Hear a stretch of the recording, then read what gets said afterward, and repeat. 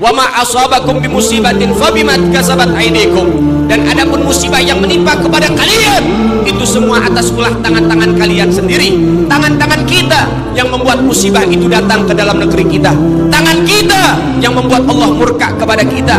Maka oleh sebab itu, tangan siapa yang membuat kemurkaan Allah tumpah, yang membuat musibah menghantam kita punya negeri?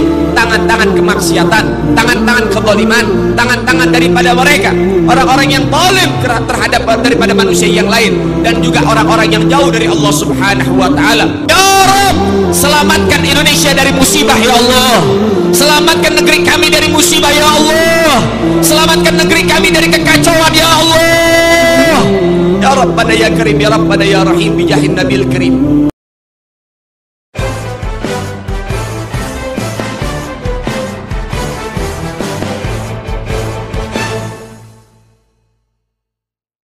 Al-Arif Billah wa Da'i ilallah Al-Mukarram wal Muhtaram Al-Habib Ali bin Abdul Aziz bin Jindan. Kepada beliau dengan segala hormat kami persilahkan.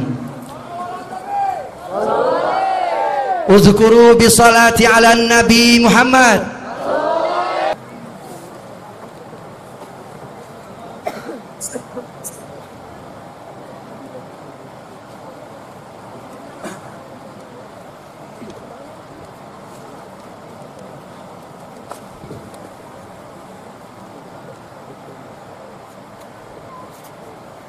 Assalamualaikum warahmatullahi wabarakatuh.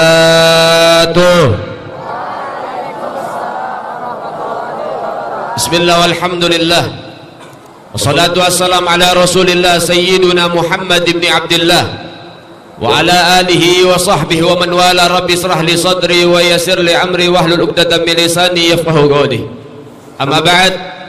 Alhamdulillah, yang sama-sama kita muliakan, kita hormati, kita kagumi, dan juga kita cintai, dari segenap para asatidz, para alim ulama, para masyayikh, para tokoh-tokoh masyarakat, para muallim, para mudaris, para tuan-tuan guru yang insyaallah senantiasa diberkahi oleh Allah, diridhai oleh Allah, dirahmati oleh Allah, dicintai oleh Allah Subhanahu wa ta'ala, yang mana mereka adalah pewaris baginda Nabiuna Muhammad sallallahu alaihi wasallam.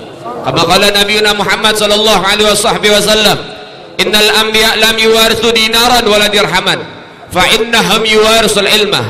Al ulama warasatul anbiya, man akramal ulama faqad akramallah wa rasulah.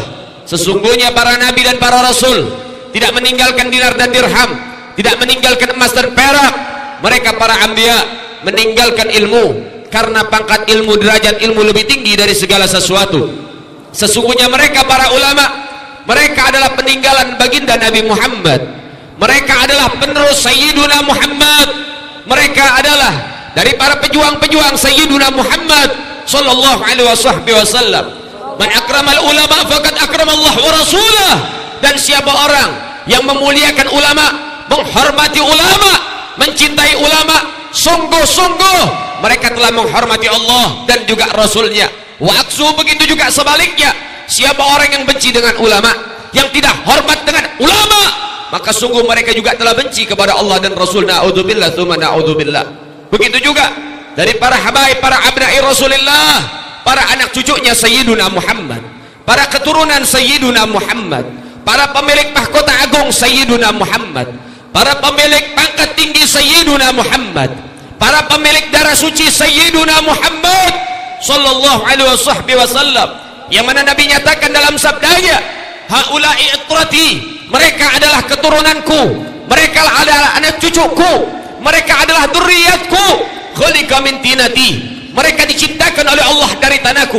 Fawailun lil mukadzibina bi fadlihim, celaka bagi siapapun yang tidak percaya dengan kemuliaan mereka, celaka bagi siapapun yang mendustakan kemuliaan mereka, celaka bagi orang-orang yang kurang ajar dengan mereka. Man ahabbahum ahabbahallah, siapa yang cinta dengan dzurriyyat Nabi Muhammad, mereka juga akan dicintai oleh Allah. Wa man abghadahum abghadahallah, dan siapa juga yang membenci keluarga baginda Nabi Muhammad, siapapun mereka, mereka juga akan dibenci oleh Allah Subhanahu wa ta'ala.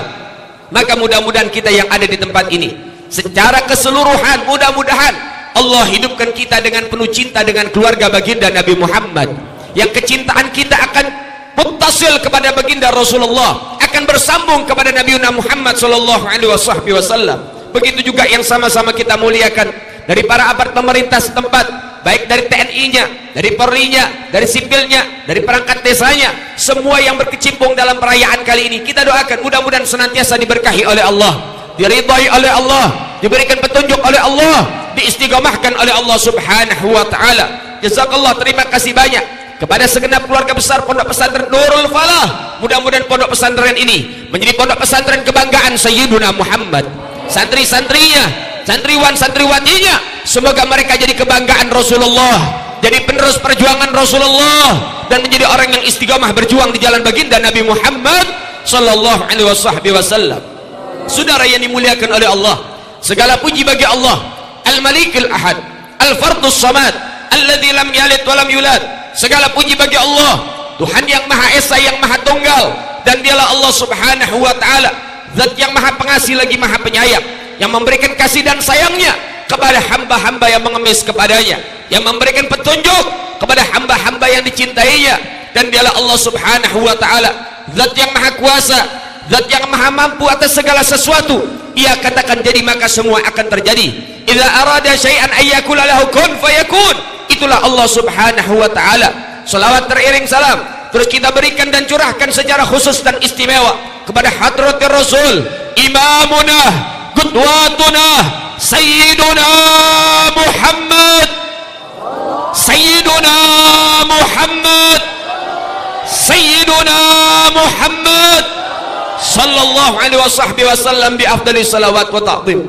Saudara yang dimuliakan oleh Allah subhanahu wa ta'ala, sama-sama kita dikumpulkan oleh Allah di dalam satu titik yang menjadi sumber rahmat Allah subhanahu wa ta'ala, yang malam ini kita yakin Allah ta'ala menghujani kita dengan rahmatnya, dengan ridhonya, dengan karunianya, dengan cintanya, dengan kasih sayangnya, yang insya Allah mudah-mudahan yang hadir ke tempat ini bawa hajat-hajatnya dikabulkan oleh Allah subhanahu wa ta'ala, yang datang ke tempat ini punya dosa-dosanya diampuni oleh Allah subhanahu wa ta'ala, yang datang ke tempat ini punya masalah-masalahnya disingkirkan oleh Allah subhanahu wa ta'ala.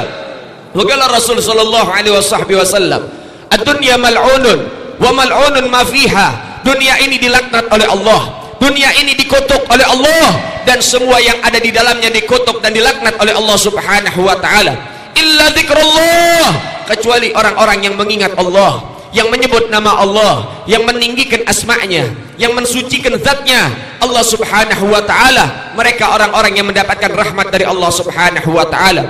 Wa alimun, dan para ulama yang istiqamah mengajarkan ilmu agama, menegakkan amar ma'ruf nahi munkar, yang senantiasa istiqamah meninggikan kalimat la ilaha illallah Muhammadur Rasulullah sallallahu alaihi wasallam.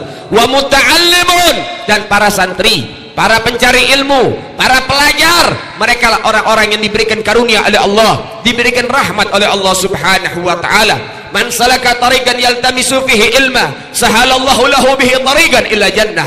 Siapa orang yang ringan langkah kakinya untuk menghadiri majlis-majlis yang semacam ini, majlis-majlis ilmu, majlis-majlis yang mendekatkan kepada Allah, maka orang itu akan dipermudah oleh Allah subhanahu wa ta'ala jalannya kelak di yaumil qiyamah untuk masuk ke dalam surga Allah subhanahu wa ta'ala. Saudara yang dimuliakan oleh Allah subhanahu wa ta'ala, di tempat ini juga kita berkumpul di dalam kegiatan Muharram yang luar biasa. Muharram adalah bulan yang agung, bulan yang mulia, bulan yang istimewa, bulan yang mendapatkan keistimewaan dari Allah subhanahu wa ta'ala. Min ashurul hurum, daripada bulan-bulan yang diagungkan oleh Allah subhanahu wa ta'ala. Kama qala Allah subhanahu wa ta'ala fil Quran, bismillahirrahmanirrahim, inna iddatas syuhuri indallahi 12 syahran fi kitabillah yawma khalaqas samawati wal ard minha arba'atun hurum ila akhir al-ayah.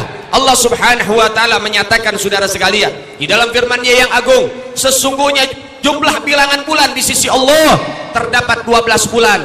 Fi kitabillah, telah ditetapkan oleh Allah subhanahu wa ta'ala. Kalau sudah ditetapkan oleh Allah, tidak ada satupun tangan yang mampu merubahnya. Sepintar apapun peneliti, secanggih apapun teknologi, tidak ada yang dapat menambah 1 bulan ataupun mengurangi 1 bulan. Karena telah ditetapkan oleh Allah subhanahu wa ta'ala. Kapan? Yauma khalaqas samawati wal ard, semenjak Allah menciptakan langit dan bumi, Allah telah menetapkan hanya ada 12 bulan yang berlaku. minha arba'atun huruf, dari 12 bulan ada 4 bulan agung, ada 4 bulan mulia, yang mana Nabi Muhammad sallallahu alaihi wasallam menjelaskan dalam sabdanya, dalam hadisnya, 4 bulan agung, 3 bulan berurutan, 1 bulan sendirian, yaitu Dzulqa'dah, Dzulhijjah, Muharram, dan yang terakhir adalah bulan Rajab. Saudara yang dimuliakan oleh Allah Subhanahu wa taala, Muharram termasuk salah satu bulan yang diagungkan oleh Allah Subhanahu wa taala, yang mana Allah Subhanahu wa taala memberikan daripada bantuannya, memberikan penyelamatan kepada hamba-hamba Allah, kekasih-kekasih Allah Subhanahu wa taala, yang dikatakan dan diceritakan Nabi Allah Adam taubatnya diterima oleh Allah tepat pada tanggal 10 bulan Muharram. Ketika Nabi Adam membawa kesalahan memakan buah khuldi, dari surga diturunkan ke muka bumi, maka beliau sujud kepada Allah selama 100 tahun. Sebagian riwayat mengatakan 350 tahun. Ketika sujud berlinang air mata, taubat kepada Allah Subhanahu wa taala, namun belum kunjung taubatnya diterima oleh Allah Subhanahu wa taala. Namun ketika tepat pada tanggal 10 bulan Muharram, tepat pada tanggal 10 bulan Muharram, Nabi Allah Adam mendapatkan ilham dari Allah Subhanahu wa taala, satu doa yang dengan doa itu akhirnya diterima tobatnya Nabi Allah Adam oleh Allah Subhanahu wa taala. Apa doa daripada doa tersebut? Doanya adalah Allahumma ghfirli bihaqqi Muhammadin ila ghafartali. Ya Allah, dengan kemuliaan pemilik nama Muhammad, ampuni kesalahanku ya Rabb. Nabi Allah Adam bertawassul dengan Rasulullah sehingga tobatnya diterima oleh Allah Subhanahu wa taala. Coba Anda bayangkan saudara-saudara sekalian, satu kesalahan, satu dosa ditebus dengan 100 tahun sujud, belum kunjung tobatnya diterima oleh Allah Subhanahu wa taala. Tinggal Anda hitung berapa dosa yang kita miliki, saudara sekalian. Berapa banyak kesalahan yang kita perbuat sengaja ataupun tidak sengaja. Bila satu kesalahan harus ditebus dengan 100 tahun sujud kepada Allah, lalu berapa lama waktu yang harus kita butuhkan untuk sujud kepada Allah Subhanahu wa taala? Berapa banyak waktu yang harus kita habiskan untuk terus sujud kepada Allah Subhanahu wa taala? Namun beruntung kita memiliki Sayyiduna Muhammad. Ya bakhta Nabi Rasulullah. Beruntung kami memiliki Rasulullah. Beruntung kami dijadikan bagian umatnya Rasulullah. Beruntung kami dijadikan orang-orang yang memiliki pemimpin sebagaimana Nabi Muhammad sallallahu alaihi wasallam. Sehingga saudara, Nabi Allah Adam bertawassul dengan namanya Rasul, maka tobatnya diterima oleh Allah. Maka malam ini kita juga bertawassul dengan nama Rasulullah. Ya Rabb, mudah-mudahan dengan nama Rasulullah, dengan keagungan Rasulullah, dosa-dosa kami kau ampuni ya Allah, dosa orang tua kami kau ampuni ya Allah, dosa ulama kami kau ampuni ya Allah, dosa umat Nabi kau ampuni ya Allah, dosa para pejabat kau ampuni ya Allah, dosa para aparat kau ampuni ya Allah. Ya Rabb, ampuni kesalahan-kesalahan kami ya Allah. Lalu kemudian saudara, yang kedua, yaitu Nabi Allah Nuh, ketika ditimpa banjir bandang yang menghabisi seluruh umat manusia, yang mana hanya orang-orang yang ikut di dalam perahunya Nabi Allah Nuh yang diselamatkan oleh Allah Subhanahu wa taala. Banjir bandang yang menyelimuti negeri saudara sekalian, itu banjir berbulan-bulan. Nabi Allah Nuh di atas perahu diombang-ambingkan oleh air selama beberapa bulan saudara sekalian. Surut itu air, hilang itu musibah tepat pada tanggal 10 bulan Muharram saudara. Lalu kemudian yang berikutnya, Nabi Allah Yunus ketika terkurung di dalam perut ikan selama 40 hari 40 malam, yang mana 3 kegelapan dia rasakan: kegelapan malam, kegelapan perut ikan, dan kegelapan dalamnya samudra. 3 kegelapan menjadi satu dirasakan oleh Nabi Allah Yunus, namun akhirnya dikeluarkan oleh Allah dari perut ikan, diselamatkan tepat pada tanggal 10 bulan Muharram. Nabi Allah Ibrahim ketika menegakkan amar ma'ruf nahi munkar, melawan kezaliman, ketika menghancuri daripada kemusyrikan, Nabi Allah Ibrahim akhirnya dilemparkan oleh Namrud di atas kobaran api yang begitu dahsyat besar, luar biasa. Berbulan-bulan itu api membakar Nabi Allah Ibrahim, namun Allah memerintahkan api untuk menjadi penyelamat Ibrahim. Ya narukuni bardan wa salaman ala Ibrahim. Hi api, jadilah kau dingin, jadilah kau sejuk dan menyelamatkan kepada hambaku Ibrahim. Maka sifat api yang mana panas berubah menjadi dingin. Kenapa? Taat kepada Allah Subhanahu wa taala. Reda itu api, keluar Nabi Ibrahim selamat tepat pada tanggal 10 bulan Muharram saudara. Luar biasa bagaimana Allah menyelamatkan kekasih-kekasihnya. Maka kita minta juga kepada Allah, ya Rabb, dengan kemuliaan Muharram, dengan keagungan Muharram, dengan kemuliaan Asyura tanggal 10 bulan Muharram. Ya Rabb, selamatkan Indonesia dari musibah ya Allah, selamatkan negeri kami dari musibah ya Allah, selamatkan negeri kami dari kekacauan ya Allah. Ya Rabbana ya Karim, ya Rabbana ya Rahim, bijahin Nabil Karim. Saudara yang dimuliakan oleh Allah Subhanahu wa taala, namun ada perintah dari Allah Subhanahu wa taala di dalam kelanjutan ayat tersebut, fala tadlimu fihinna anfusakum, jangan sekali-kali kau mendolimi dirimu di dalam bulan-bulan tersebut.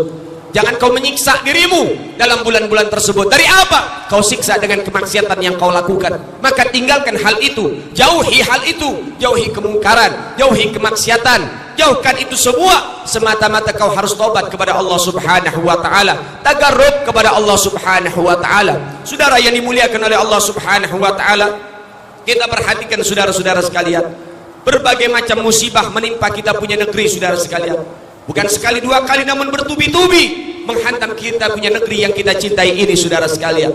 Sehingga haruslah diingatkan ada di tempat ini akan firman Allah Subhanahu wa taala yang Allah nyatakan dalam firman-Nya, wa ma asabakum bimusibatin fabimat kasabat aydikum, dan adapun musibah yang menimpa kepada kalian itu semua atas ulah tangan-tangan kalian sendiri. Tangan-tangan kita yang membuat musibah itu datang ke dalam negeri kita, tangan kita yang membuat Allah murka kepada kita. Maka oleh sebab itu, tangan siapa yang membuat kemurkaan Allah tumpah, yang membuat musibah menghantam kita punya negeri? Tangan-tangan kemaksiatan, tangan-tangan kezaliman, tangan-tangan daripada mereka orang-orang yang zalim terhadap daripada manusia yang lain, dan juga orang-orang yang jauh dari Allah Subhanahu wa taala. Maka oleh sebab itu, jadikan ini malam sebagai malam taubat kepada Allah Subhanahu wa taala. Tubna ilallah bitaubatin nasuha, kami tobat kepadamu ya Rabb dengan sebenar-benarnya tobat. Saudara yang dimuliakan oleh Allah Subhanahu wa taala, tidakkah kau menangis melihat ibu pertiwi terus dihantam dengan musibah silih berganti? Tidakkah kau menjerit ketika negeri yang kita cintai ini,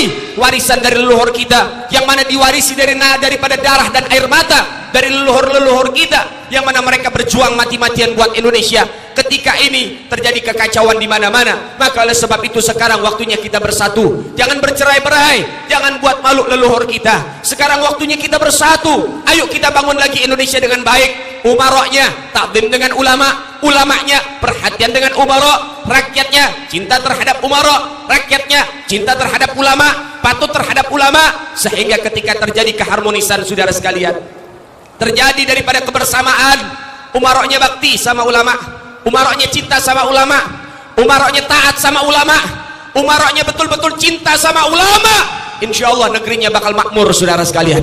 Tapi kalau umaroknya jahat sama ulama, umaroknya zalim sama ulama, umaroknya zalim terhadap rakyat, maka jangan harap kau mendapatkan daripada keberkahan, dan jangan harap kau mendapatkan daripada kebahagiaan dan ketenangan di dalam negeri-negeri kalian.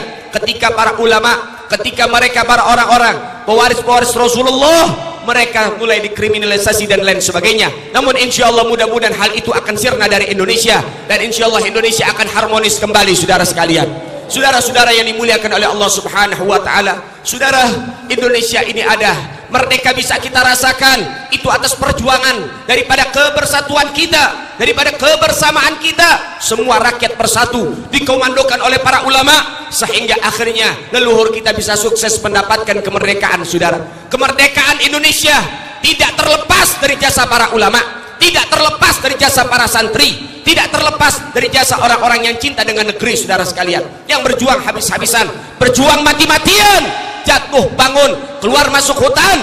Mereka backgroundnya adalah para ulama. Kita nggak boleh buta akan sejarah, kita tidak boleh bodoh akan sejarah. Kita rakyat Indonesia harus tahu betul daripada sejarah Indonesia. Merdeka kita bisa rasakan atas perjuangan siapa, atas kerja keras siapa, atas pengorbanan siapa. Ternyata sejarah mencatat dengan tinta emas saudara sekalian, dengan tinta keabadian. Apa kata sejarah saudara-saudara sekalian? Lihat berbagai macam para pejuang-pejuang kita, ternyata background mereka adalah seorang ulama-ulama yang hebat saudara. Jenderal Sudirman, seorang jenderal yang tangguh, seorang jenderal yang begitu hebat, seorang jenderal yang berjuang dengan tegar, dengan sabar, dengan begitu mantap saudara sekalian. Ternyata Jenderal Sudirman adalah sosok kiai, ada dari Jogja saudara. Jenderal Sudirman kiai, Jenderal Sudirman muallim, Jenderal Sudirman adalah seorang pejuang saudara sekalian. Di Jogja Jenderal Sudirman setiap hari mengajar anak-anak kecil untuk memperkenalkan huruf hijaiyah supaya bisa membaca kalam Allah Al-Quranul Karim. Pagi dan sore mengajarkan kaum bapak dan kaum ibu di dalam ilmu fikih, ilmu hadis, ilmu tafsir, dan ilmu-ilmu yang lain dalam bidang agama, saudara. Jenderal Sudirman adalah kiai besar dari Jogja, saudara sekalian. Sehingga lihat bagaimana wasiat Jenderal Sudirman, bagaimana rahasia Jenderal Sudirman sehingga bisa meraih kemerdekaan. Beliau mengatakan, saya mendapatkan kemenangan atas perjuangan ini, mendapatkan keberhasilan atas perjuangan ini karena 3 jimat yang saya simpan dan saya amalkan. Yang pertama, saya tidak pernah meninggalkan sholat. Ketika masuk waktu sholat, saya langsung mengerjakan sholat secara berjamaah. Itu jimatnya Jenderal Sudirman mendapatkan kesuksesan, saudara. Yang kedua, aku tidak pernah batal wudhu. Kalau aku batal, aku langsung berwudhu lagi, nggak tunggu pengen sholat, nggak tunggu waktu sholat. Wudhu saya batal, saya langsung berwudhu. Sehingga saya punya asisten pribadi yang kerjaannya bawa kendi isinya air yang suci. Ketika saya batal, maka asisten akan mengeluarkan air tersebut, saya akan berwudhu. Yang ketiga, saya tidak pernah lepas dari zikir jalalah, la ilaha illallah, la ilaha illallah, la ilaha illallah. Zikir itu saya kumandangkan, zikir itu saya lantunkan, zikir itu saya sebutkan semata-mata karena saya mengharap bantuan dari Allah Subhanahu wa ta'ala. Sehingga saudara, dengan 3 jimat ini menunjukkan bagaimana identitas Jenderal Sudirman. Tidaklah mungkin Jenderal Sudirman tahu akan hal ini kecuali Jenderal Sudirman adalah sosok kiai, saudara sekalian. Kenapa? Karena ketiga khasiat ini, ketiga poin penting ini semua tercatat di dalam kitab-kitab salaf kita, saudara. Jenderal Sudirman adalah sosok ulama, itu harus dicatat, saudara.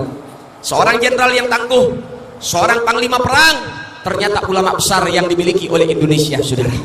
Yang kedua, Kapiten Patimura. Siapa dia? Dia adalah pejuang Indonesia, pahlawan Indonesia. Nama aslinya Kiai Haji Ahmad Lusi. Kiai Haji Ahmad Lusi dari Maluku, Indonesia bagian timur. Punya pesantren, saudara. Masuk seruan jihad, gak ngumpet di pesantren, saudara. Dia keluar sama santri-santrinya, berjuang mati-matian semata-mata menegakkan amar ma'ruf nahi munkar, merebut kemerdekaan dari tangan penjajah. Sampai Kapiten Patimura harus tewas di tiang gantungan, saudara. Ternyata Kapiten Patimura adalah sosok ulama besar yang dimiliki Indonesia, saudara. Namun ada beberapa pembohongan sejarah yang ada di buku-buku sejarah, di formal-formal, saudara. Tingkat SD, SMP, SMA, sampai daripada tingkat universitas, yang mana nama Kapiten Patimura dirubah, saudara sekalian. Dirubah menjadi Thomas Matulesi. Padahal sejarah mencatat masih disimpan ada di Maluku. Ternyata, saudara, nama aslinya adalah Kiai Haji Ahmad Lusi dari Maluku, Indonesia bagian timur, saudara. Alhamdulillah, para ulama kita berjuang, saudara. Di Bekasi ada Kiai Haji Nur Ali, pemilik pondok pesantren At-Taqwa. Beliau berjuang bersama santri-santrinya keluar masuk hutan, saudara. Bahkan sampai perjuangan beliau rela jalan dari Bekasi, saudara. Bekasi ini dekat Jakarta. Jalan kaki sama santri-santrinya kemana? Ke Jogja, hanya untuk menemukan Jenderal Sudirman, saudara. Untuk menyusun perang, menyusun siasat, berjuang melawan para penjajah dan mengusir para penjajah. Luar biasa, saudara. Lihat bagaimana para ulama-ulama kita. Kiai Haji Agus Salim, seorang kiai, saudara. Kiai Hasyim Asy'ari, seorang kiai besar. Mereka pahlawan yang dimiliki oleh Indonesia. Mereka bintang-bintang kejora yang dimiliki oleh Indonesia. Mereka aset berharga yang dimiliki Indonesia. Kam min qaumin mata wa ma matat bakarimuhu. Berapa banyak orang-orang yang wafat, namun keberkahannya abadi sepanjang zaman. Beliau-beliau telah meninggal dunia sudah lama. Beliau-beliau telah wafat sudah lama, namun sampai detik ini namanya masih harum. Namun sampai detik ini perjuangannya masih diingat. Begitulah mereka orang-orang yang berjuang ikhlas karena Allah Subhanahu wa ta'ala dan cinta terhadap negerinya, saudara. Gak sampai di situ, saudara. Gak sampai di situ. Pejuang-pejuang kita juga yang berjuang buat Indonesia mati-matian tanpa pamrih siapa, maka juga Anda tidak bisa menafikan pejuang Indonesia juga banyak dari kalangan Ahlul Bait Nabiuna Muhammad, banyak dari kalangan Duriyat Sayyiduna Muhammad, banyak dari kalangan cucunya Rasulullah Sallallahu Alaihi Wasallam. Masya Allah. Lihat pengarang lagu 17 Agustus, pengarang lagu syukur dan penyelamat daripada bendera pusaka kita, saudara.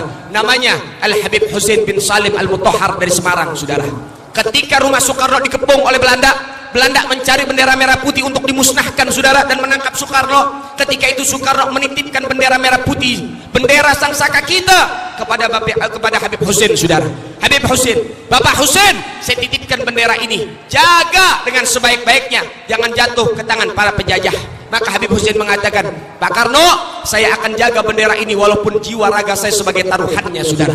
Itulah Habib Hussein. Lagunya masih kita kumandangkan setiap 17 Agustus. Itu lahir dari karya tangan para habaib Duriyat Sayyiduna Muhammad.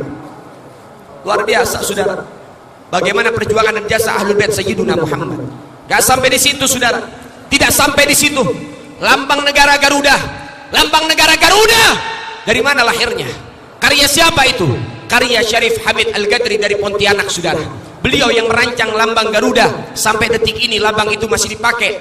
Saudara-saudara sekalian, lahir dari tangan keluarga baginda Nabi Muhammad. Kita disuruh pasang bendera merah putih 17 Agustus di depan rumah-rumah kita. Siapa yang nyuruh? Siapa yang menginstruksikan? Siapa yang memerintahkan?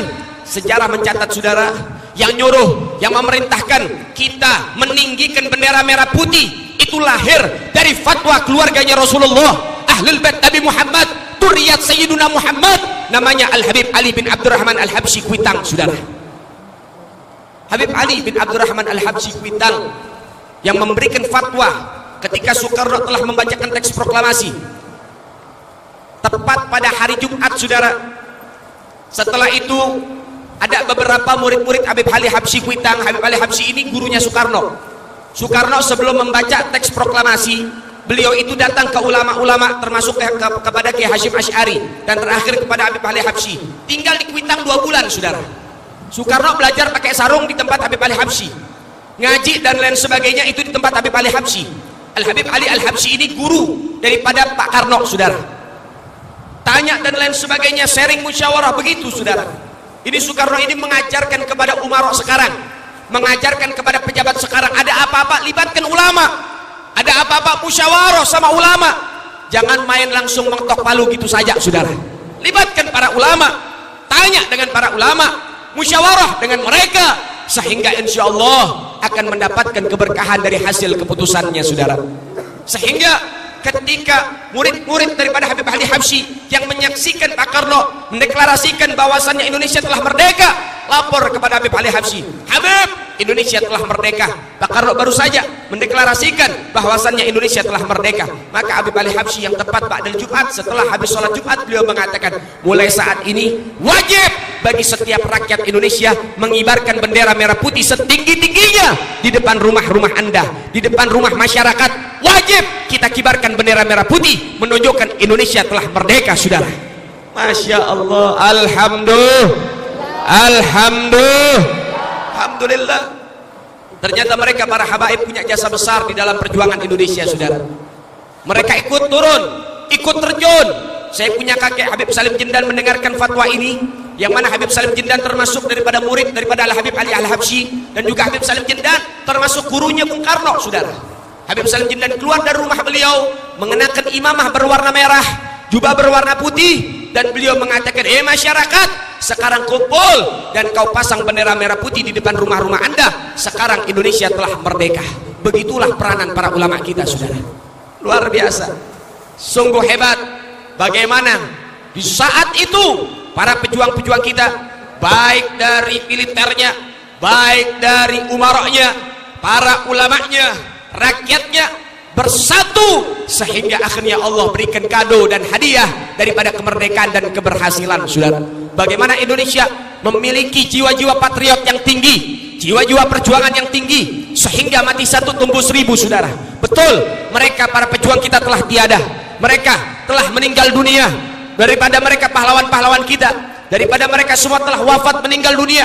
Daripada di Ponorogo yang nama aslinya adalah Abdul Hamid, Al-Ustadz Kiai Haji Abdul Hamid, seorang ulama besar di Ponorogo, berjuang buat Indonesia, pahlawan Indonesia. Di Ponorogo adalah jabatannya, karena beliau panglima besar sehingga julukannya adalah di Ponorogo. Diambil dari 2 suku kata, pertama pertama bahasa Arab, yang kedua bahasa Jawa, saudara. Tipo dari kalimat dafa yadfa'u, artinya menolak, negoro artinya negara, artinya menolak negaranya akan penjajahan dan juga membentengi negaranya dari penjajahan. Begitulah Diponegoro berjuang mati-matian buat Indonesia. Daripada Imam Bonjol yang nama aslinya adalah Muhammad Syahabuddin, keluarganya Rasulullah, zuriat Rasulullah dari kalangan bin Syahab, mereka telah meninggal dunia, mereka telah wafat. Namun yang namanya perjuangan ini belum mati, perjuangan ini belum berhenti, perjuangan ini belum selesai. Wajib kita jaga Indonesia, saudara sekalian. Wajib kita jaga Indonesia.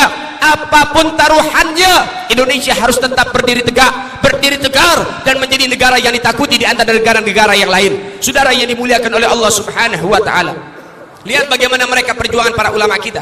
Wala tahsabanna alladzi qutilu fi sabilillahi amwata bal ahya'u inda rabbihim yurzaqun. Allah nyatakan dalam firman-Nya, jangan sekali-kali kau berpikir orang-orang yang meninggal di jalan Allah mereka meninggal begitu saja. La, tidak saudara sekalian. Bal ahya'u inda rabbihim yurzaqun, akan tetapi mereka tetap hidup abadi di sisi Tuhan mereka dan diberikan rezeki yang khusus oleh Allah Subhanahu wa taala. Arwahnya Wali Songo, arwah Diponegoro, arwah Imam Bonjol, arwah daripada Jenderal Sudirman, arwahnya Kapiten Patimura, arwah Cut Nyahdin, arwah pahlawan-pahlawan kita masih mengelilingi Indonesia, saudara, masih memonitor Indonesia, masih menyaksikan Indonesia. Mereka nggak rela Indonesia dilecehkan, saudara, mereka nggak rela Indonesia hancur, saudara.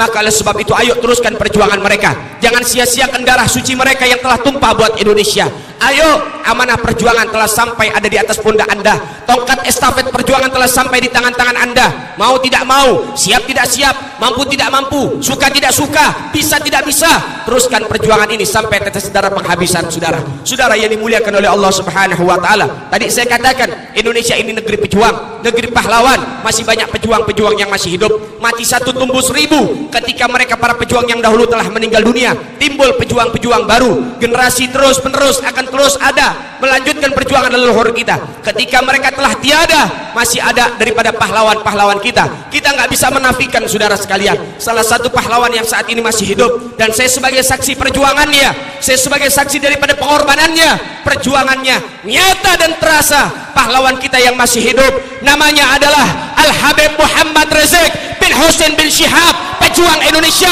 pahlawan Indonesia yang kita banggakan, saudara sekalian. Masya Allah, rindu sama Habib Rizik, rindu sama Habib Rizik, rindu sama Habib Rizik. Yakin beliau pejuang, yakin beliau pejuang, yakin beliau pejuang. Semua angkat tangannya, takbir, takbir, Allahu Akbar, Allahu Akbar, sallu ala Muhammad. Saudara yang dimuliakan oleh Allah Subhanahu wa taala, Bung Tomo mengatakan, saudara, kalau tidak ada kalimat merdeka dan kalimat takbir, aku tidak tahu bagaimana cara membangkitkan semangat anak-anak muda, saudara. Ternyata dari zaman dulu diakui kalimat takbir yang mengantarkan daripada perjuangan Indonesia sampai dalam puncak kesuksesan, saudara. Dengan kalimat takbir itulah Indonesia bisa merebut kemerdekaan, saudara sekalian.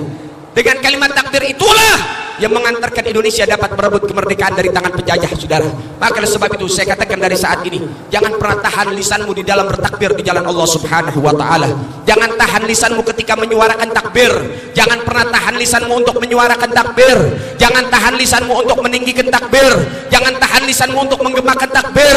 Jangan tahan lisanmu untuk meninggikan kalimat Allahu Akbar, Allahu Akbar, Allahu Akbar, sallu ala Muhammad. Luar biasa, saudara yang dimuliakan oleh Allah Subhanahu wa taala.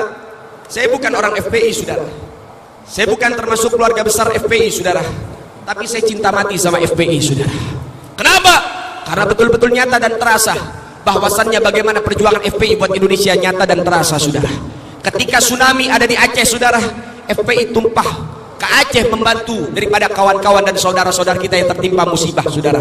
Dari TNI membantu, dari polisinya membantu, dari Satpol PP-nya membantu, bahkan dari negara-negara lain membantu, saudara. Namun laskar FPI yang tidak diliput oleh media, yang tidak pernah kesentuh media, ternyata, saudara, sejarah mencatat, masih tercatat di dalam buku dan arsip FPI, saudara sekalian, dan juga di dalam arsip-arsip yang lain, saudara, bahwasannya ketika terjadi tsunami di Aceh, yang menghabiskan ratusan ribu nyawa. Ternyata saudara sekalian, Laskar FPI yang jumlahnya 1.300 orang dipimpin oleh Habib Rizik selama 6 bulan, saudara, ternyata berhasil mengevakuasi 100.000 mayat, saudara. Dan itu nggak diliput oleh media, saudara. Dan itu tidak tercium oleh media. Begitulah daripada sepak terjang FPI, saudara. Jadi kalau misalnya FPI dibubarkan, FPI nggak rugi, saudara. Kalau FPI dilarang dan lain sebagainya, FPI nggak rugi. Beban mereka enteng, saudara. Kenapa? Amanah telah terlepas. Namun yang rugi Indonesia, saudara. Yang rugi rakyat. Karena akhirnya apa? Kita kekurangan tenaga-tenaga yang lillah wa fillah untuk berjuang buat Indonesia, saudara sekalian. Maka oleh sebab itu jangan termakan media. Kejadian di Jogja, kejadian gempa di mana-mana, Merapi di mana-mana, Puting Beliung dan lain sebagainya, Padang dan lain sebagainya, dari Sabang sampai Merauke, FPI tidak pernah absen di dalam membantu mengevakuasi, saudara, membantu membangun rumah-rumah warga, membantu mereka semua, tidak pernah absen. FPI berjuang mati-matian, saudara sekalian, luar biasa, dan tidak tersentuh oleh media, tidak tercium oleh media, dan tidak pernah diungkap oleh media, saudara. Kenapa? Karena FPI berjuang dari hati nurani, bukan untuk popularitas, bukan untuk sekedar pencitraan, saudara. Maka oleh sebab itu, saudara yang dimuliakan oleh Allah Subhanahu wa taala, untuk Indonesia punya FPI dan punya Habib Rizik, saudara. Maka kita doakan mudah-mudahan Allah taala memberkahi FPI, saudara. Dan Allah taala memberkahi ormas-ormas Islam yang lain, saudara. Dan semoga Allah taala memberkahi Habib Rizik, menjaga Habib Rizik, melindungi Habib Rizik, dan insyaallah mudah-mudahan dalam waktu dekat Habib Rizik bisa kembali ke tanah air dengan selamat, saudara. Amin ya rabbal, amin ya rabbal alamin. FPI gak punya musuh, saudara. FPI gak punya musuh. TNI bukan musuh FPI tapi mitra FPI. Polisi bukan musuh FPI tapi mitra FPI. Saudara-saudara sekalian, FPI tidak punya musuh. Musuh FPI hanya kemaksiatan dan kemungkaran, saudara. Itulah musuh FPI. Itulah musuh bebuyutan FPI, saudara. Kemaksiatan, kemungkaran, yang itu menjadi penyakit masyarakat, saudara. Artinya apa? Keberadaan FPI membantu perjuangan daripada bapak-bapak polisi dan juga TNI untuk memberikan yang terbaik buat Indonesia, saudara sekalian. Maka insya Allah mudah-mudahan tidak ada kesalahpahaman lagi. Dan ingat, saya bukan orang FPI, saya bukan keluarga besar FPI, tapi saya ini menjadi saksi perjuangan FPI, saudara. Maka oleh sebab itu, di sini harus diluruskan juga bahwasannya insya Allah Allah Ta'ala senantiasa memberkahi kepada seluruh penduduk daripada Indonesia dan rakyat Indonesia yang berjuang ikhlas buat Indonesia, siapapun mereka, apapun alma maternya, saudara, apapun ormasnya, apapun seragamnya. Ketika mereka rakyat Indonesia, mereka berjuang buat Indonesia. Kita doakan mudah-mudahan Indonesia ini dalam keadaan tenang, dalam keadaan tentram, dalam keadaan nyaman, dalam keadaan akur, dalam keadaan rukun. Kita pengen bangun lagi Indonesia menjadi Indonesia yang tangguh di mata dunia, saudara. Kita pengen bangkitin lagi nih yang namanya macan Asia. Kita pengen bangkitin lagi nih Raja Wali supaya tinggi. Garuda harus terbang tinggi, tidak ada yang boleh menjatuhkannya, saudara. Insya Allah mudah-mudahan Allah Ta'ala kasih berkah buat kita semua. Amin ya rabbal alamin. Saudara yang dimuliakan oleh Allah Subhanahu wa taala, itulah sejarah Indonesia yang tidak boleh kita lupakan, yang harus kita ingat baik-baik. Artinya, saudara, ayo ciptakan keharmonisan. Kita harus bersinergi, saling bahu membahu, saling sokong menyokong, saling bergandengan tangan. Semuanya tidak ada yang boleh dipropaganda, tidak ada yang boleh dibenturkan satu sama lain. Kita bersaudara. Kalau kita tidak dipersaudarakan secara agama, kita dipersaudarakan secara negara, saudara. Artinya kita semua yang ada di Indonesia, apapun rasmu, sukumu, agamamu, kau Indonesia, aku Indonesia, kita semua adalah keluarga, saudara. Sampai sini paham gak kira-kira? Paham gak kira-kira? Maka ciptakan keharmonisan dengan baik, saudara. Ciptakan daripada kenyamanan dan kebersamaan dengan baik, yang insya Allah mudah-mudahan membawa keberkahan buat Indonesia. Amin ya rabbal. Saudara yang dimuliakan oleh Allah Subhanahu wa taala, begitu juga harus saya sampaikan, saudara, pentingnya pondok-pondok pesantren, saudara. Pentingnya daripada menjadi seorang santri dan seorang ulama. Jangan jauh-jauh dari ulama. Jangan jauh-jauh dari ulama, saudara. Dekat sama ulama. Kalau pengen berkah yang dekat sama ulama. Nabi bilang, saudara-saudara sekalian, apa saya di zaman ala ummati, bakal datang satu zaman menimpa kepada umatku, yang mana umatku nanti akan jauh dari para ulama, benci sama ulama, gak demen hadir majlis taklim, gak demen hadir majlis-majlis ilmu, mereka akan jauh dari para ulama. Kemudian kalau sudah jauh apa? Allah kirim 3 macam musibah. Yang pertama, yarfa'ilul barakah min kasbim, Allah cabut berkah dari penghasilan mereka.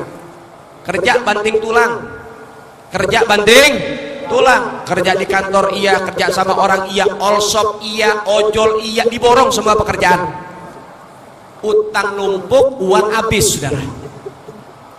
Turun gaji, cuma numpang lewat di dompet, saudara.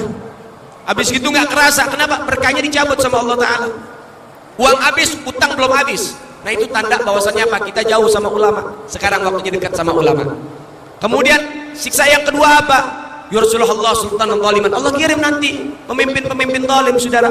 Dari berbagai macam aspek. Di rumah juga ada pemimpin, saudara. Bukan hanya di daerah desa, kampung dan lain sebagainya. Rumah kita juga punya pemimpin. Kullukum ra'in wa kullukum mas'ulun an ra'iyatih. Setiap diri kalian adalah pemimpin dan setiap pemimpin akan diminta pertanggungjawaban oleh Allah Subhanahu wa taala. Kamu jauh dari ulama, suami bakal durhaka, suami bakal zalim, suami bakal bejat, saudara. Kamu jauh dari ulama, istri bakal bangkang. Kamu jauh dari ulama, anak-anak bakal kurang ajar, saudara. Itu sudah jelas. Nabi bilang, suami adalah pemimpin bagi anak dan istrinya. Istri adalah pemimpin ketika suaminya di luar rumah, memimpin daripada kehormatan suami dan anak-anaknya. Anak pun akan menjadi pemimpin ketika dia ada seorang diri dan dia ada di luar rumah. Mereka semua akan menjadi pemimpin, saudara. Jangan jauh-jauh dari ulama. Kalau sudah jauh dari ulama, banyak kekacauan, berarti kita jauh dari ulama, saudara. Buru-buru dekat sama ulama, tobat kepada Allah Subhanahu wa ta'ala. Kalau nggak tobat juga, ada siksaan finishing terakhir di alam dunia, nanti dikubur ada lagi. Apa siksaan terakhir? Yakhrujuna minad dunya bighairi iman, mati nggak bawa iman, artinya mati dalam keadaan kafir, saudara. Naudzubillahi min. Masya Allah, hati-hati, dampaknya besar. Jauh dari ulama. Ibu, jangan bangga punya anak sarjana, Bu. Jangan. Oh, anak saya harus bisa jadi sarjana hukum. Anak saya bisa jadi sarjana ekonomi. Berapa banyak tuh tukang bohong sarjana hukum, Bu? Berapa banyak koruptor sarjana ekonomi, Bu? Jangan bangga. Bangga kalau punya anak ustadz. Bangga kalau punya anak bisa ngaji. Bangga kalau punya anak bisa baca Quran. Bangga kalau punya anak bisa tahajud. Itunya harus kau bangga.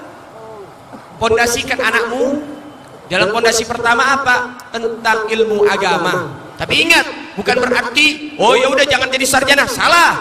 Orang Islam harus pintar, saudara. Orang Muslim harus pintar, harus bisa jadi sarjana hukum, sarjana ekonomi, harus ada dari kalangan orang Islam. Tapi ingat, jangan tinggalin ilmu agama. Didik buat mengenal daripada adab, akhlak. Didik untuk mengenal Rasulullah. Dekatkan sama ulama. Jangan jauhin dari ulama.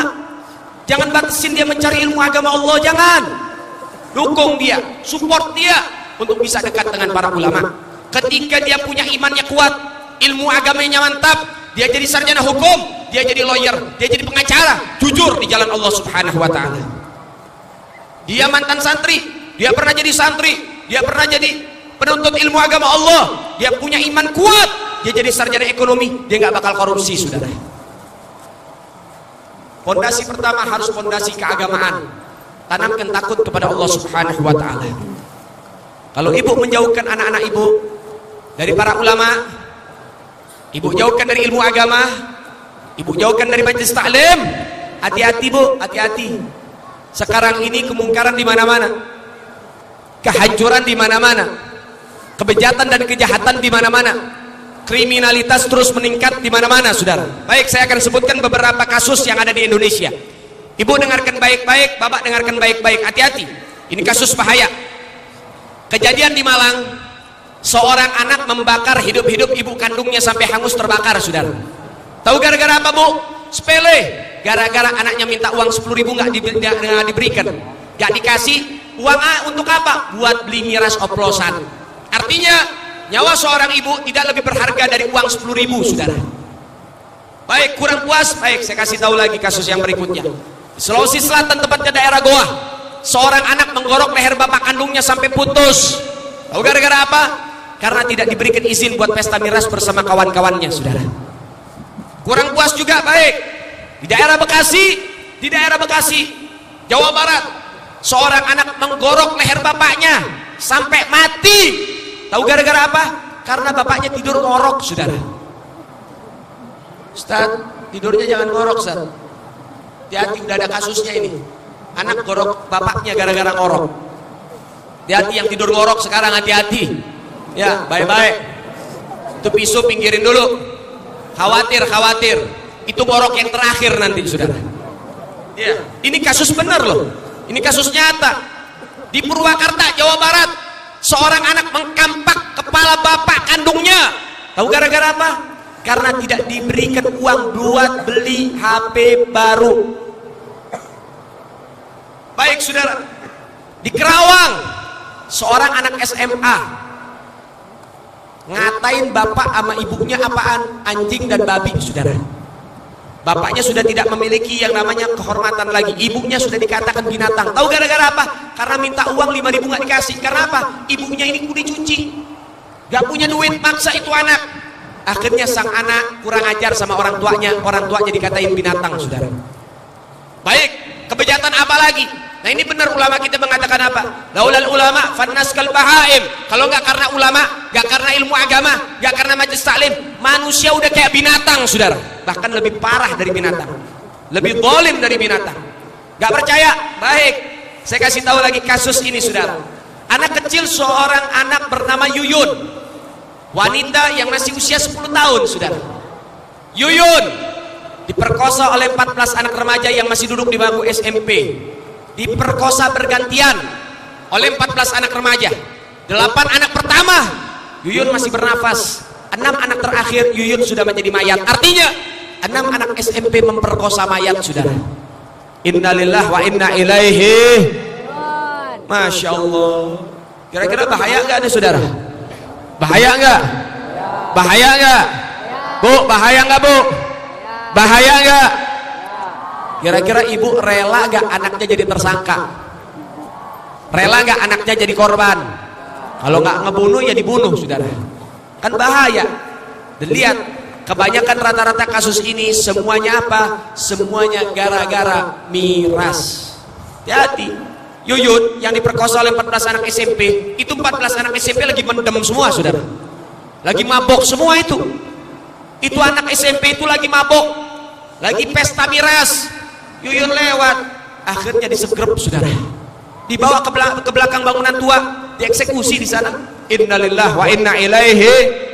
Kurang puas dengan kasus ini, baik, seorang karyawati bernama Indah di daerah Tangerang saudara, kos seorang diri, dia kerja saudara, dia kos di daerah Tangerang. Ada 3 pria tidak saling kenal, ini sempat masuk TV saudara. 3 pria tidak saling kenal, tiga-tiganya demen sama Indah, tapi Indah nggak demen sama dia. Kemudian apa yang terjadi? Ketiga orang ini datang ke kos-kosan Indah secara serempak, namun tidak janjian. Tiga-tiganya datang, kebetulan datang barengan. Kemudian akhirnya saling cerita satu sama lain, mereka semua suka sama Indah, tapi Indah nolak saudara. Lalu kemudian akhirnya bertiga ini menyusun rencana pemerkosaan saudara. Akhirnya apa yang terjadi? Indah diperkosa oleh 3 orang remaja ini saudara. Dan yang paling tragis, setelah diperkosa, leher Indah dicangkul sampai hampir putus. Dan gak sampai di situ, batang cangkulnya dimasukkan ke kemaluan Indah sampai merobek jantung dan parunya saudara. Kira-kira kejam gak deh saudara? Kejam gak? Kejam gak? Innalillahi wa inna ilaihi. Dan 3 orang ini dalam keadaan mabuk saudara. Lihat, pemerkosaan gara-gara miras, pembunuhan gara-gara miras, perzinahan gara-gara miras, hilang akal sehat gara-gara miras, kurang ajar sama ibu gara-gara miras, kurang ajar sama bapak gara-gara miras saudara. Dan miras adalah penyakit masyarakat. Beb, itu jauh di Malang, beb, itu jauh di Sulawesi, Bangka juga punya miras saudara. Nah iya, kalau nggak percaya, ada dari bapak TNI, ada dari bapak polisi, ada dari Satpol PP, silakan tanya sama beliau-beliau bagaimana miras yang berkembang ada di Bangka. Ini penyakit masyarakat. Aparat juga sedang bingung bagaimana cara memberantas miras. Mereka nggak sanggup seorang diri. Bantu rakyat, bantu bersama-sama berantas miras. Kenapa? Dampaknya anak keturunan kamu. Jangan sampai nanti anak ibu diperkosa di pinggir jalan bu, kemudian badannya dicacak-cacak di pinggir jalan saudara. Jangan sampai nanti putra ibu, putra bapak menjadi tersangka, ternyata menjadi seorang pembunuh dan juga pemerkosa saudara. Hati-hati. Ayo, sekarang waktunya rakyat merapat dengan aparat, berantas miras yang ada di mana-mana.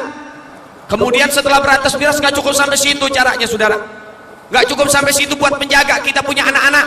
Gimana? Deketin sama ulama, deketin sama pondok, deketin sama majelis. Nanti itu anak hatinya diisi dengan agama Allah Ta'ala, diisi dengan takut kepada Allah, diisi dengan iman, diisi dengan taqwa, diisi dengan khauf, kemudian diisi dengan adab, dengan akhlak dan lain sebagainya, diisi dengan ahkamul syariah, hukum-hukum syariat. Takut, akhirnya bentengnya kuat, saudara. Masya Allah, hati-hati, hati-hati.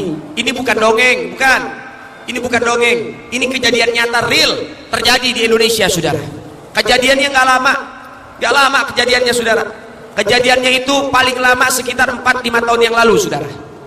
Namun rata-rata kejadian yang saya sebutkan, saudara, itu kejadian nggak lebih dari 2 tahun yang lalu. Jadi artinya ini kejadian baru semua. Nggak sampai di situ bagaimana kebejatan-kebejatan yang ada, saudara. Masya Allah, di Bali sapi diperkosa sampai hamil, saudara. Di Brebes, Entok, tahu Entok? Entok itu saudaranya Bebek, adiknya Soang, kakaknya Bebek. Apa orang sini bilang?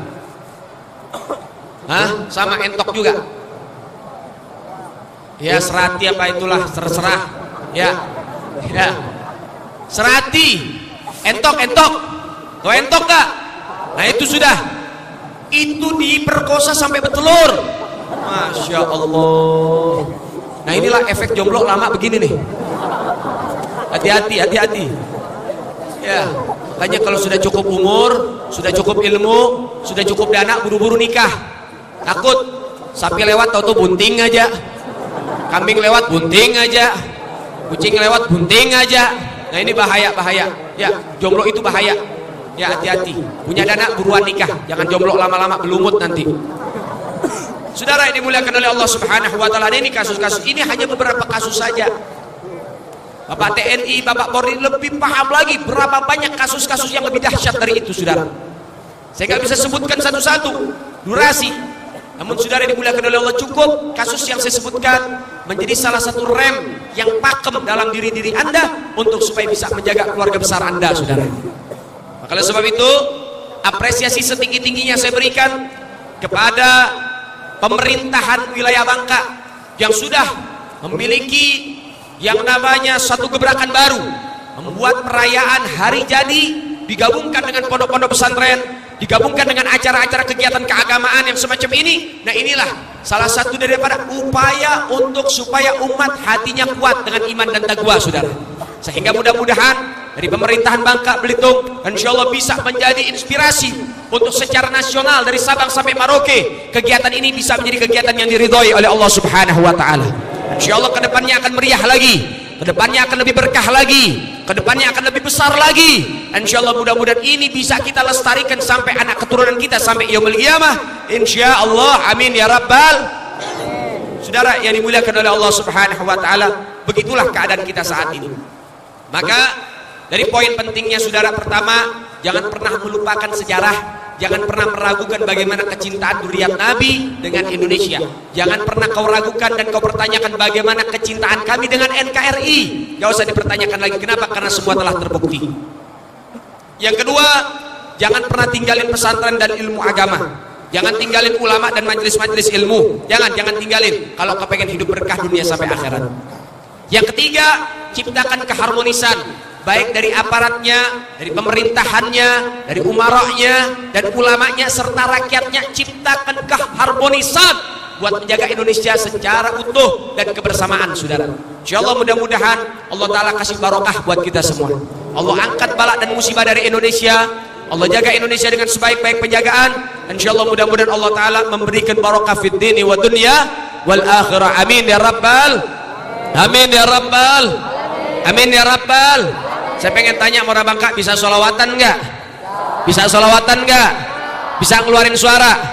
Mau ngeluarin suara? Betul, betul.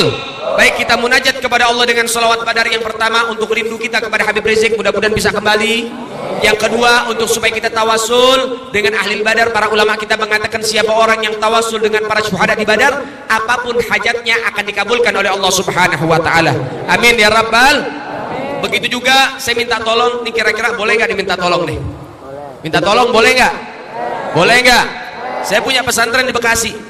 Pesantren saya di Bekasi alhamdulillah sudah ada 48 santri, yang mana keseluruhannya mau kaya mau miskin, mau yatim mau tidak yatim semua gratis saudara, gak dipungut biaya.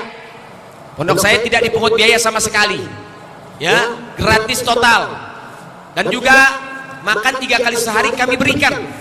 Bangunan baru kami persediakan dan persiapkan semata-mata untuk supaya membibit generasi selanjutnya untuk bisa menjadi generasi yang betul-betul dibanggakan oleh Allah dan Rasul.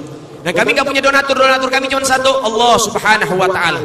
Jadi apa artinya saudara? Kadang-kadang dari hadiah-hadiah orang memberikan ke saya dari ceramah dan sebagainya itu buat santri, itu buat makan mereka, buat daripada bayar listrik dan lain sebagainya. Sehingga saya minta izin sama panitia.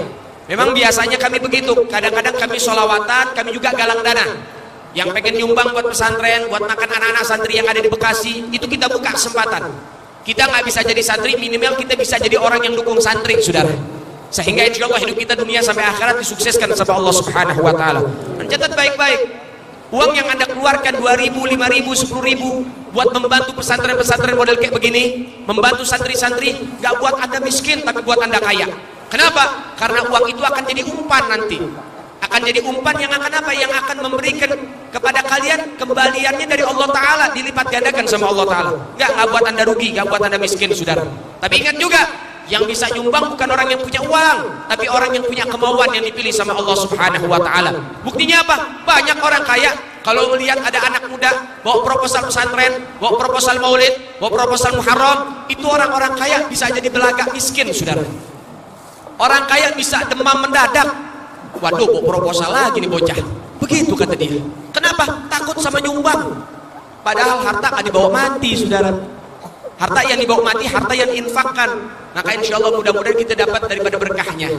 Maka sebab itu saya ingatkan, yang bisa nyumbang bukan orang yang bawa duit, tapi orang yang punya kemauan yang dipilih sama Allah. Kau mendapat pilihan dari Allah, kau betul dipilih oleh Allah, pasti kau bisa nyumbang walaupun dengan 500 rupiah. Nah itu tanda kau mendapatkan pilihan dari Allah Subhanahu wa ta'ala. Saya minta izin juga kepada panitia kita sholawatan, kita galang dana juga saya minta izin juga kepada kawan-kawan dari panitia, mungkin bisa juga pakai kardus atau apa untuk menggalang dan lain sebagainya sembari kita sholawatan, dibantu juga dengan kawan-kawan. Insyaallah mudah-mudahan apa yang diberikan Allah Ta'ala kasih barakah fid dini wa dunya wal akhirah. Amin ya rabbal. Bisa sholawatan? Mau ngeluarin suara? Betul? Betul? Salatullah salamullah ala toha rasulillah. Salatullah ala yasin. Semua lebih kompak lagi, keluarkan suaranya. Salatullah. Sembari panitia membantu dengan sorban atau dengan dus aqua. Salatullah ala yasin. Lebih kompak lagi semuanya. Salatullah salamullah. Tim hadrah bisa membantu memainkan hadrahnya. Ala yasin. Semua angkat tangannya. Tawassalna bi bismillah wa bil hadi. Tawassalna bi bismillah wa bil hadi rasulillah wa kulli mujahidin lillah bi ahlil badri ya Allah. Salatullah ala toha rasulillah. Salatullah salamullah Allah ala yasin habibi